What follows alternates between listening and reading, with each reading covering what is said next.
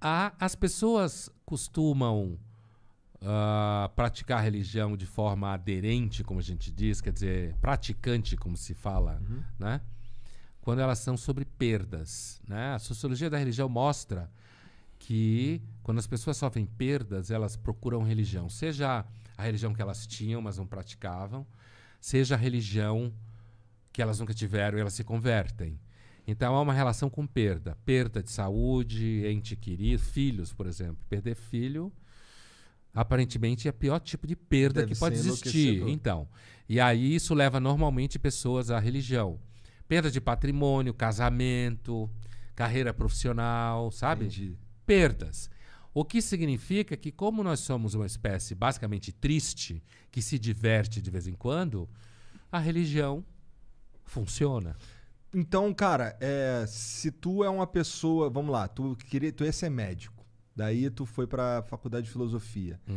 E aí tu diz, será que todo mundo que trilha esse caminho que tu trilhou acaba se tornando um cara que não é religioso, um cara que é mais niilista, essencialmente?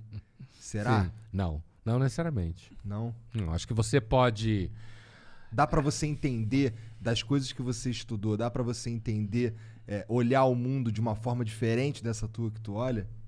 Por exemplo, dá pra acreditar no... É possível, é possível. É claro que eu não consigo extrair de mim mesmo aquilo que eu sou, né? Se eu conseguir, eu sou psicótico, né?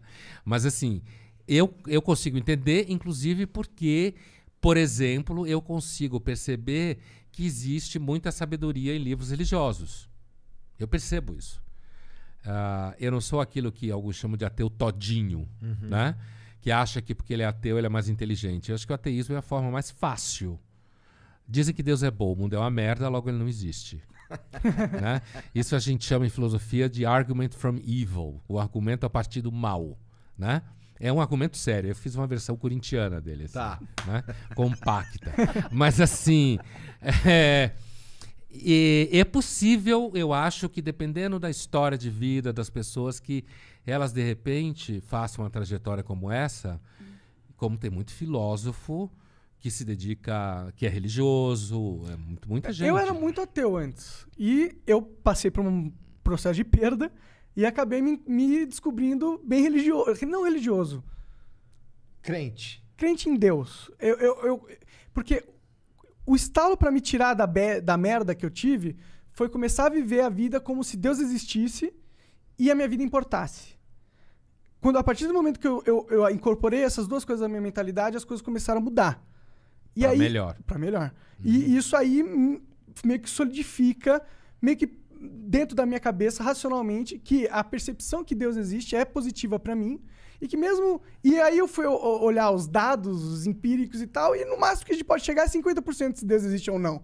Sim, cientificamente falando. Não tem. Deus não é uma variável.